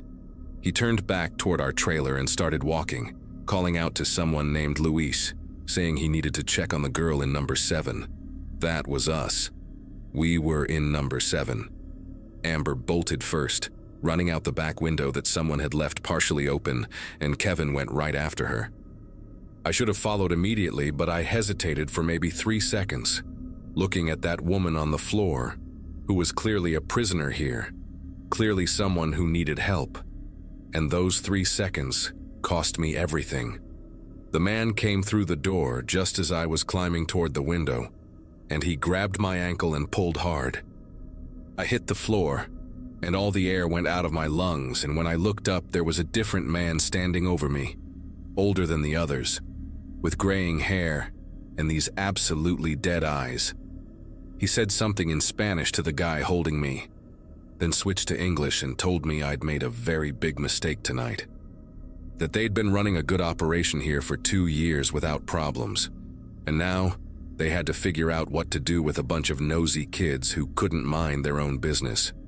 They zip-tied my hands behind my back and walked me to one of the modified trailers, the one with the heaviest bars on the windows. Inside it was divided into compartments, these small rooms created with plywood walls that didn't reach the ceiling, and I could hear people in the other sections, breathing, shifting, someone crying softly. They shoved me into one of these rooms and the door had a padlock on the outside, just like that first trailer. The space was maybe 6 feet by 8 feet, with a thin mattress on the floor and a bucket in the corner that I didn't want to think about. There was sound insulation stapled to the walls, the kind you see in recording studios, which explained why nobody outside had ever heard anything from this place. Josh was in the compartment next to mine. I could hear him through the thin plywood, asking if I was okay, his voice shaking. Stephanie was somewhere further down, calling out for Amber and Kevin, begging them to get help. One of the men banged on the wall and told us to shut up or he'd give us something to really cry about. The hours that followed are the blurriest part of my memory. I know we were kept in those rooms while they decided what to do with us. I know they brought us water and these protein bars that tasted like cardboard, keeping us alive but barely. I know Josh tried to kick his door down at some point and they came in and beat him badly enough that he stopped making noise for a long time. What I learned later, after everything, was that Amber and Kevin had made it back to the highway. They'd run through that cornfield in complete darkness, getting cut up by the dried stalks, and flagged down a semi-truck around 3 in the morning. The driver let them use his CB radio to call for help, and they told the police everything: the trailer park, the men with guns, their 3 friends who'd been taken. But here's the thing about Kansas County police departments at 3 in the morning. They're understaffed and skeptical, especially when 2 drunk teenagers show up with a story about armed men and kidnapping in an abandoned trailer park that most locals didn't even know existed. The officer who responded thought they were either pulling a prank or had gotten into some kind of drug deal gone wrong. He drove out to Highway 56 with them at dawn, but couldn't find the turnoff they described. That spray-painted arrow on the mailbox was gone, painted over with brown that matched the rust. The dirt road through the cornfield had been smoothed out somehow, and without that clear path, the officer didn't want to drive his cruiser through private farmland on the word of 2 scared kids who couldn't give him an exact location. He took a report and told them he'd follow up, but Amber said she could tell he didn't believe them. It took 3 days and both sets of parents raising hell before the sheriff's department organized a real search, and by then we'd been moved. They transported us at night in a panel van with no windows, drove for what felt like hours on roads that went from paved to gravel to dirt. When they finally let us out, we were at a different location entirely, some kind of warehouse or industrial building that smelled like chemicals and had these huge ventilation fans running constantly. The operation was bigger than I'd understood. There were maybe 20 other people being held there, ranging from teenagers to people in their 40s, all in various states of withdrawal or sedation. I realized we'd stumbled into something way beyond a local drug operation. They were using people as mules, as labor, as leverage against family members who owed money. The man with the dead eyes, the one who seemed to be in charge, told us we'd work off our debt for trespassing and causing problems. He said we'd ruined a good setup and cost them money and having to relocate, so now we owed them. Josh kept insisting we were just kids, that our parents would pay whatever they wanted, but the man laughed and said our parents couldn't pay what we'd cost them. For weeks, maybe months, time stopped meaning anything in that place. We sorted pills, packaged powder into baggies, loaded and unloaded trucks that came in the middle of the night. They kept us compliant with just enough food to function and occasional doses of something that made everything feel far away and unimportant.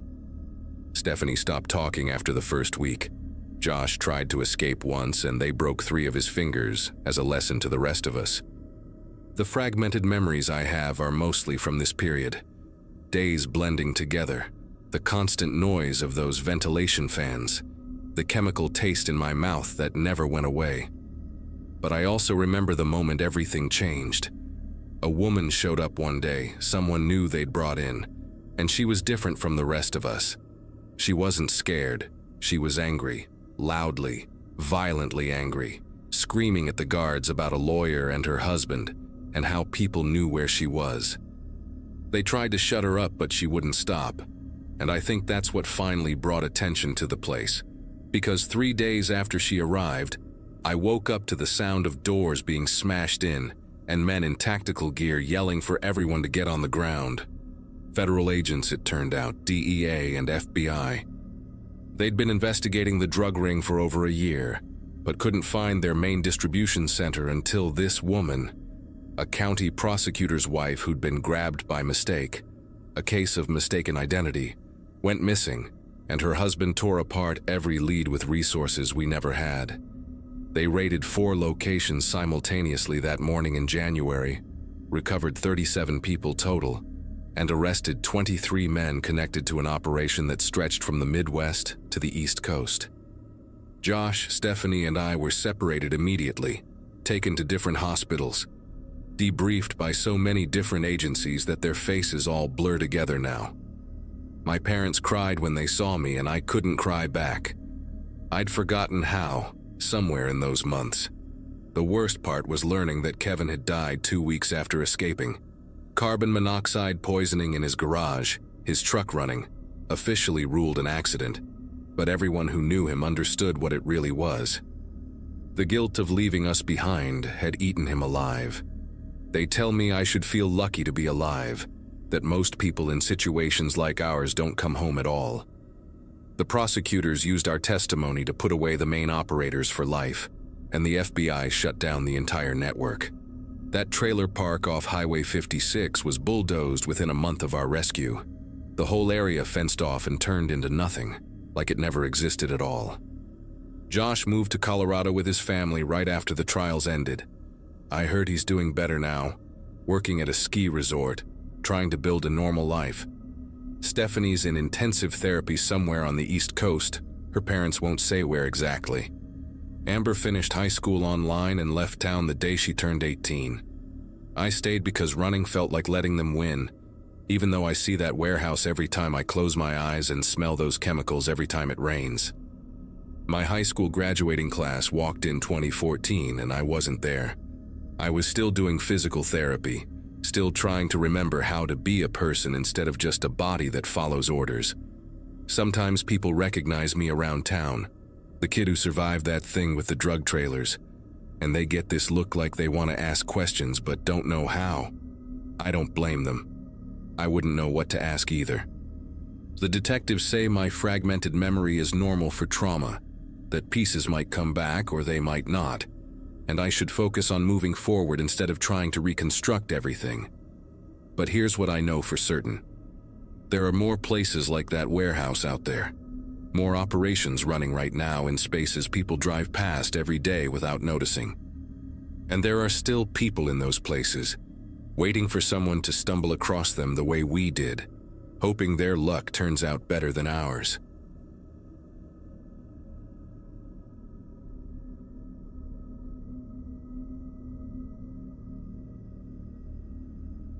My cousin Rita had this way of making everything seem fixable, even when it wasn't. Wednesday evening in January 2024, I sat at her kitchen table just outside Springfield, Missouri, signing papers that ended my marriage while she heated up leftover pot roast and told me about her plans for spring planting. My birthday had passed the week before. 39 felt different than 38 somehow, heavier. And here I was starting from scratch with a new apartment in town, and a job that kept me staring at wrecked cars all day. Insurance adjusting pays decent, but it teaches you to see damage everywhere, calculate loss like it's just numbers on a form. Rita kept the conversation light, asked about work, avoided mentioning my ex-wife's name. By the time I left around 7, the sun had already set, leaving that dead gray light that makes Missouri winter feel twice as cold. County Road 48 was my usual route home, 40 minutes of farmland and scattered houses set so far back from the road you could barely see them. I'd driven it 100 times, knew every curve and dip. Around mile marker 31, my 2015 Ford F-150 started making this grinding noise that shot straight through the floorboard. The engine shuddered hard, the whole truck vibrated, and then everything just quit. I managed to coast onto the shoulder near a beaten mailbox with Pruitt spray-painted crooked across the front. Tried the ignition 3 times, got nothing but clicking and that horrible metal-on-metal sound. One car passed without slowing, taillights vanishing around the bend like it couldn't get away fast enough. I pulled out my phone, saw 2 bars of signal, and searched for a tow truck. Most of the big companies showed wait times over an hour. Then I found Anchor Towing. Local number, promised 15-minute response, available all hours. I called, and a man answered so fast I barely heard it ring, his voice gravelly and worn, like he'd been waiting by the phone. He asked where I was, and I told him County Road 48, near the Pruitt mailbox at mile marker 31. He didn't ask for more details, didn't need the make and model of my truck, nothing about what was wrong with it. Just said, "Yeah, I know where that is. Be there in 10, and hung up before I could even say thanks. The whole call lasted maybe 20 seconds. I sat there in the cab, heater still blowing cold air because the engine was dead, and realized I hadn't asked about the price or what shop he was taking me to. But honestly, I just wanted to get home, peel off these clothes that still smelled like Rita's kitchen, and sleep for about 12 hours straight. The road stayed empty. No headlights in either direction. Just the wind pushing dead leaves across the asphalt, and the distant shape of a barn I could barely make out against the darkening sky. Then, headlights appeared from the direction I'd come. moving fast. Way faster than you'd expect a tow truck to move, especially on a road like this with all its turns. The lights swept around the bend, and I could see it wasn't one of those big professional rigs with the company name plastered across the side in bright letters. It was a Chevy Silverado, maybe early 2000s, dark blue or black, hard to tell in the fading light. It had a tow bar welded to the back and one of those yellow rotating beacons on the roof, the kind you can buy at any auto parts store and stick on with a magnet. On the driver's door was a decal, Anchor Towing, with an anchor symbol and a phone number, but it looked homemade, like someone had printed it on their computer and stuck it on with adhesive. The truck pulled up behind mine and the driver got out, leaving his headlights on so they lit up the whole scene in harsh white light that made everything look strange and flat. The guy who stepped out was tall, maybe 6'2", wearing a stained Carhartt jacket and jeans that had seen better days. His face was hard to make out with the headlights behind him, but I could see he was older, probably in his 50s, with a gray beard that needed trimming and a baseball cap pulled low. He walked up to my window, and I rolled it down, cold air rushing in. He smelled like cigarettes and motor oil, that combination every mechanic seems to carry around like cologne. "Engine's done, huh?" he said, not really asking.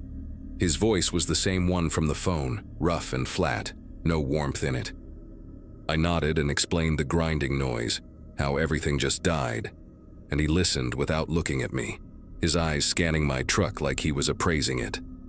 When I finished talking, he just said, "I'll hook you up, take you to my shop. It's about 20 minutes from here, just off Highway 12. He didn't mention a price, didn't ask if I wanted to call anyone, didn't hand me a business card or a form to sign.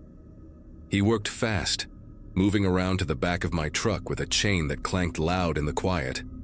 I got out to watch, mostly because sitting in the cab doing nothing made me feel useless, and also because some part of me, the part that spends all day documenting accident scenes, wanted to see how he was rigging it up. The setup looked solid enough, chains looped through the frame, hooks secured, but there was something sloppy about it, like he'd done this 1,000 times and stopped caring about the details. He worked without talking, didn't make small talk about the weather or ask what I did for a living, none of that casual conversation tow truck drivers usually throw at you to fill the silence. When he finished, he straightened up and said, "You can ride with me or stay in your truck, doesn't matter." His tone made it clear he didn't care either way. I hesitated, looking between his Silverado and my F-150, and something in my gut twitched, just a small, uncomfortable feeling I couldn't name. But I was tired, emotionally wrung out, and this guy was my ride. I told him I'd stay in my truck. He shrugged like I'd just told him the sky was blue and walked back to his Silverado without another word. I climbed into my F-150, settled into the driver's seat even though I had no control anymore, and watched through the rear window as he got into his truck. The engine rumbled to life, louder than it should have been, and then we started moving. The jerk when we first pulled onto the road was rough, rattled my teeth, but then it smoothed out into this weird gliding feeling, being pulled along by someone else's momentum. I kept my phone in my hand, screen lit up showing 7:30, and watched the road slide past in reverse through my side mirror. We went maybe 2 miles before he made a turn I didn't recognize, onto a narrower road with no street sign, just gravel and dirt packed hard from years of use. Trees pressed in close on both sides, branches scraping the top of my truck with this rhythmic scratching sound that set my nerves on edge. That's when I realized I had no idea where this shop was supposed to be. He'd said Highway 12, but we were heading away from it, deeper into back roads I'd never been on. I tried to remember if there were any repair shops out this way and came up blank. My phone still had 1 bar of signal, just barely hanging on. I thought about calling Rita, telling her where I was, but what would I even say? That I had a bad feeling about the tow truck driver who was doing exactly what I'd paid him to do. That sounded paranoid, like the stress of the day was making me see danger where there wasn't any. But my hands wouldn't stop gripping the phone tighter, and I kept watching the trees pass by, looking for something familiar, some landmark that would tell me we were going the right direction. Nothing. Just more trees, more darkness, and that horrible scratching sound every time a branch dragged across my roof. Then he turned again, onto an even smaller road, barely wide enough for 2 vehicles, and the pavement gave way entirely to dirt. The beacon on his roof kept spinning, throwing yellow light across the trees in sick rotating patterns. We'd been driving for maybe 15 minutes when he slowed down near a clearing on the left side of the road. Through the windshield, I could see the outline of a structure, maybe a shed or a small building, set back about 30 feet from the road. No lights on inside, no sign, nothing that looked like a legitimate repair shop. Just a dark shape against darker trees. My entire body went rigid. This wasn't right. None of this was right. He pulled to a stop and the Silverado's engine kept running, that rough idle vibrating through the chains into my truck. I watched him in the side mirror, saw him open his door and step out, moving toward the back where the chains were connected. Every instinct I had was screaming at me to do something, but I was hooked to his truck, couldn't drive away even if my engine worked. My phone showed no signal now, just an empty bar mocking me in the corner of the screen. I locked my doors, stupid, pointless, but it was all I could think to do. He appeared at my window, standing there in the yellow rotating light, and tapped on the glass with his knuckle. Not aggressive, just a casual tap, like he had all the time in the world. I didn't roll it down. Through the glass, I could see his face clearly now, and there was something empty in his expression, mechanical, like he was going through motions he'd rehearsed. He said something I couldn't hear through the window, gestured toward the building. I shook my head, held up my phone, pointed at the screen showing no signal, then made a gesture like I was calling someone. Universal sign for, I'm not getting out. I have people who know where I am. Complete lie, but I sold it hard. His face didn't change. He stood there for what felt like 10 minutes but was probably 30 seconds, just staring at me through the glass. Then he did something I wasn't expecting. He pulled out his own phone, looked at it, put it back in his pocket and walked back to his truck without saying another word. I heard his door slam and then nothing happened. We just sat there, his engine running, my heart hammering so hard I could feel it in my throat. Then headlights appeared behind us, coming up the dirt road fast. A vehicle rounded the bend, high beams cutting through the darkness, and I've never been so relieved to see another human being in my entire life. It was a patrol car, county sheriff, and it pulled up maybe 20 feet behind the Silverado with its lights going. A deputy got out, flashlight in hand, and walked up to the driver's side of the tow truck. I couldn't hear what they were saying, but I could see the deputy's posture change, see him step back and put his hand near his belt. The conversation lasted maybe 2 minutes, and then the deputy walked over to my window. I rolled it down immediately, cold air rushing in along with the sound of the deputy's radio crackling. He was young, maybe late 20s, with a clean-shaved face and sharp eyes that took in everything. "Sir, are you all right?" he asked, and his voice had that careful calm cops use when they think something's wrong, but don't want to spook anyone. I told him I'd called for a tow. My truck broke down on County Road 48, and this guy showed up saying he'd take me to his shop. The deputy nodded slowly, glanced back at the Silverado, then asked me, "Did you get a card or any paperwork from him?" I said no, and his jaw tightened just slightly. The deputy told me to stay put and walked back to the Silverado. Whatever he said to the driver made the guy get out of his truck with his hands visible, and within minutes another patrol car showed up, then another. They had the driver standing by the hood of his Silverado, talking to him, checking his identification, running something on their radios. One of the deputies came over and explained they'd been looking for this guy for 3 weeks. Apparently there'd been a string of incidents, people calling for tow trucks on rural roads, drivers showing up fast with homemade decals and no legitimate business license, then either robbing the stranded motorists or, in 2 cases, the people in their vehicles just vanished entirely until their trucks were found abandoned days later in different counties. The fake tow driver would target people alone on empty roads, use the isolation against them, and the decal on his door could peel right off when he was done. They'd been tracking reports but couldn't pin him down until tonight. The deputy said the only reason they found me was because someone had called in a suspicious vehicle, matching the description heading down this road. Probably a neighbor who'd seen the beacon light through the trees and thought it was strange. They unhooked my truck right there on the dirt road and called a legitimate towing company out of Springfield to come get me. Took another hour before they arrived, and I spent that time sitting in the back of a patrol car with a blanket around my shoulders, watching them process the scene. The building in the clearing turned out to be an abandoned hunting cabin. Nothing inside but some old furniture and evidence of other people having been there recently. Rope, duct tape, a toolbox. The deputy who'd found me said I'd gotten lucky in ways I probably didn't fully understand yet. That staying in my truck and refusing to get out had likely saved my life. When the real tow truck finally showed up, a bright red rig with the company name in huge letters and a driver who had paperwork and a business card, and asked me a dozen questions about my insurance, I felt like I could breathe again. They took me and my F-150 to a shop in town, and I called Rita from there around midnight to tell her what happened. She cried, which made me realize how close I'd actually come to not making that call at all. The guy they arrested turned out to have a record: assault, theft, a bunch of other charges going back years. I had to give a statement to the police, went through the whole thing again in detail, and they told me I'd probably have to testify if it went to trial. I said I would, absolutely, whatever they needed. That was 3 months ago now, and I still won't drive County Road 48 at night. Still check the credentials of any service person before they touch my vehicle. Still get a knot in my chest when I see a tow truck beacon spinning in the dark.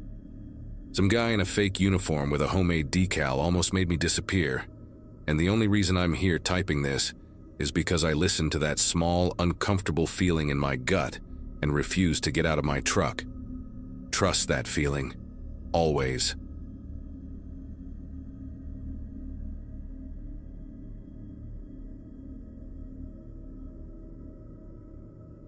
Folks around our town always said the bridge at Mason Creek had a bad feeling to it. It sits about 3 miles past the diner where I work, tucked behind a patch of pine trees and fog that never really lifts. The asphalt there crumbles into dirt, and when the wind blows through, it whistles through the cracks like the bridge is breathing. I had lived in Claymore all my life, waiting tables since I was 18, and I knew every regular's car by sight. That is why, when I drove home after my shift one night and saw a silver Honda parked near the guardrail with no lights on, it caught my attention immediately. At first, I figured someone broke down. Happens all the time when folks take the back roads to avoid the state patrol. But when I passed by the next night and saw a different car in almost the same spot, an old maroon Buick this time, I felt a strange sense of repetition that stuck with me. People in town started whispering about it too. A delivery guy said he'd seen 3 cars left there in the last week, always after midnight, always gone by morning. Nobody knew who they belonged to, and nobody really wanted to stop and check. Then came the night I noticed a beat-up blue Ford Fusion parked right under the bridge's main arch. I recognized it right away. It belonged to Casey, one of the waitresses who worked the late shift with me at the diner. Casey had been covering extra hours because her boyfriend lost his job, and she usually left around the same time I did.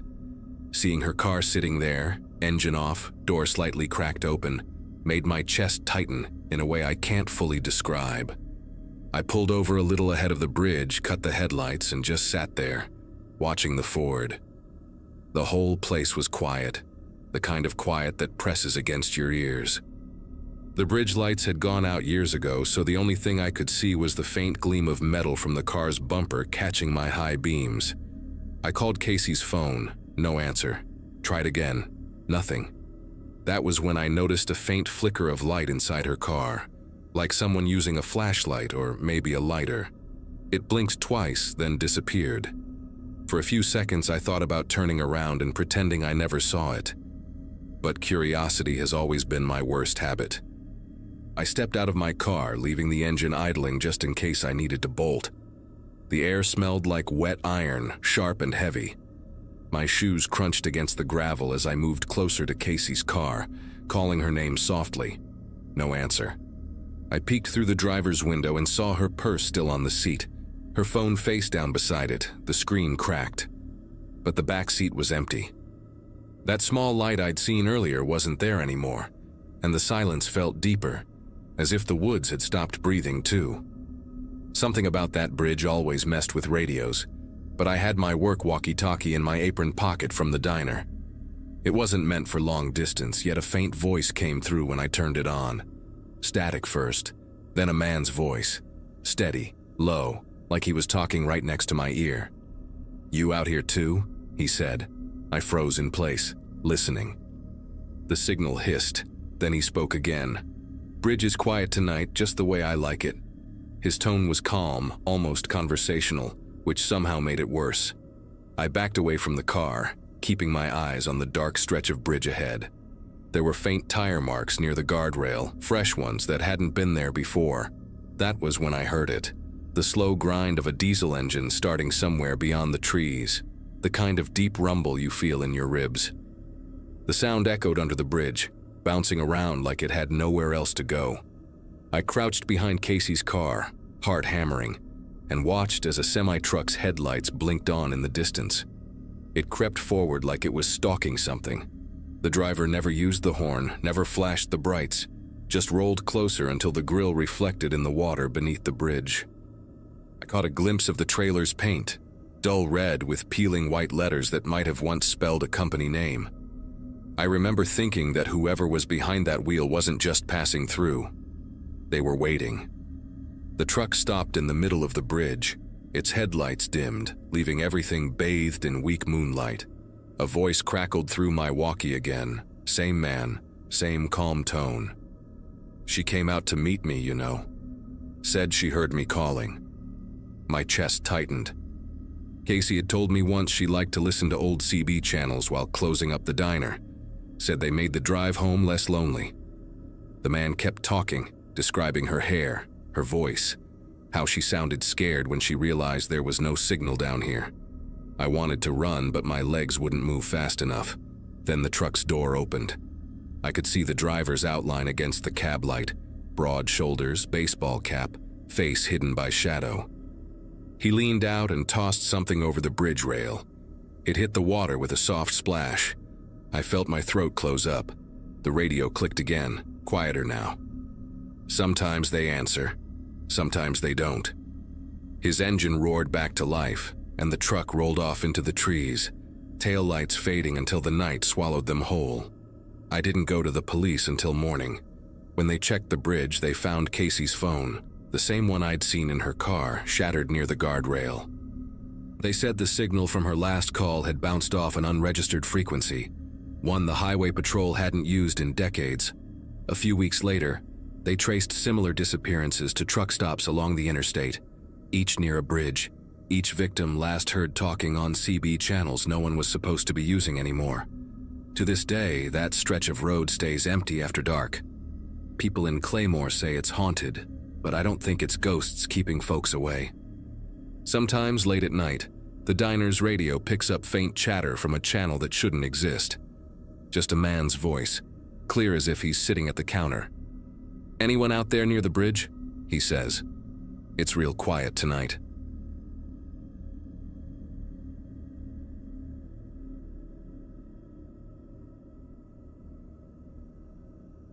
Classes had been exhausting that semester, and I was desperate for a quiet weekend to make some money. When my roommate mentioned a family who needed a babysitter for 2 nights, it felt like a perfect break from the campus chaos. The family lived in a tidy 2-story house on the edge of a small Oregon town. Quiet, tree-lined streets where everyone seemed to know each other. The mother, Erin, met me at the door with the kind of warmth that felt practiced, but not unkind. Her husband, Patrick, was supposedly leaving that evening for a business trip to Portland, and the 2 kids, Max and Lily, were already in their pajamas when I arrived. Erin gave me a quick tour of the house, moving a little too fast through each room, pointing out the snacks, the camera monitors, the back door, the alarm code. She kept saying how much she appreciated me coming on short notice. Her voice trembled just slightly when she mentioned Patrick's trip, but I brushed it off as exhaustion. Before she left, she kissed both kids on the forehead, reminded me not to open the door for anyone, and promised to be back by late morning. When the door clicked shut, the silence in that big house felt heavier than it should have. The night started out fine. Max and Lily were good kids, restless but polite. We played a board game, watched an old animated movie, and they fell asleep by 9.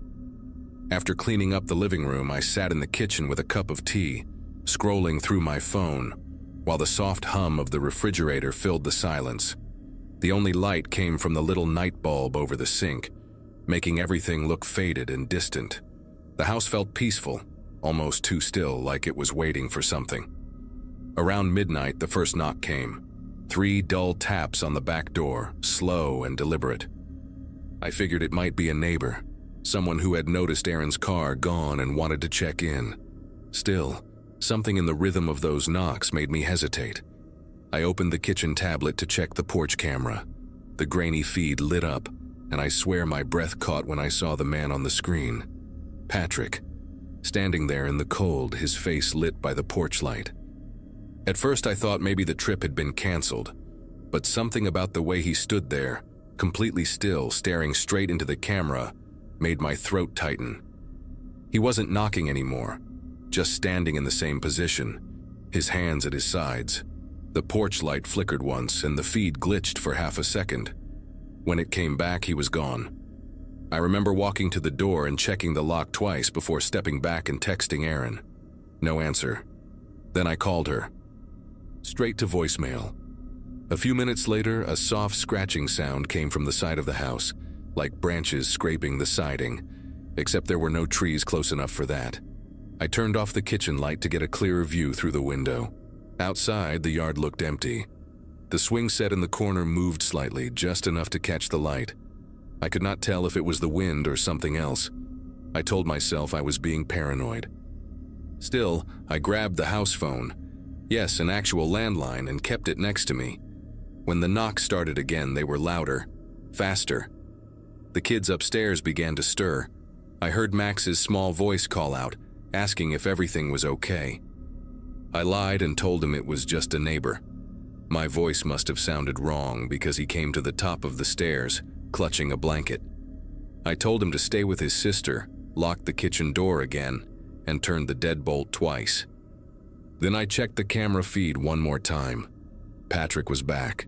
His face was closer now, his expression flat, as if he were watching something beyond the lens. I dialed 911 with shaking fingers, whispering the address while keeping my eyes on the screen. The dispatcher asked me if I was sure it was the homeowner.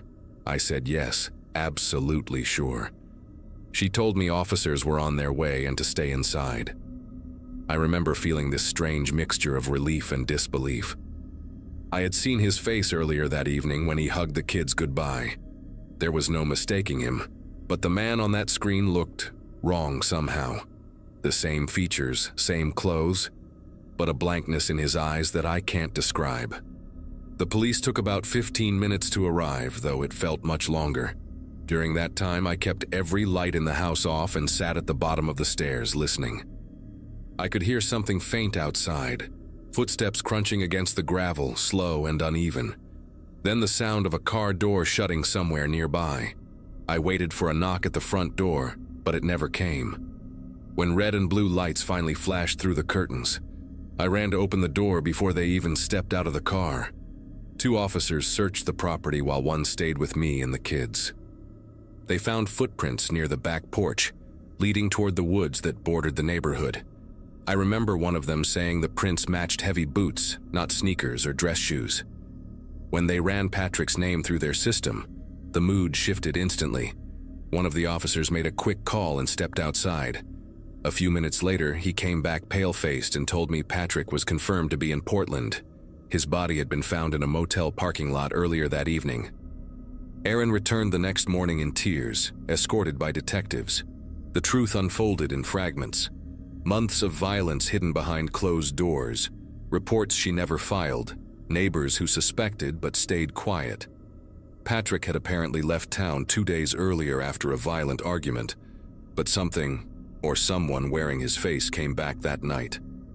The officers never found any signs of forced entry, and the camera feed from that moment somehow vanished from the cloud storage before they could retrieve it. I quit babysitting after that. Aaron and the kids moved away not long later. Every once in a while, I'll see a man on the street with the same posture, the same way of standing perfectly still like Patrick did on that porch. And for a second, I feel that same pressure in my chest, like the air is too thick. I try not to think about what I saw on that screen, or who, if anyone, was actually standing outside that door.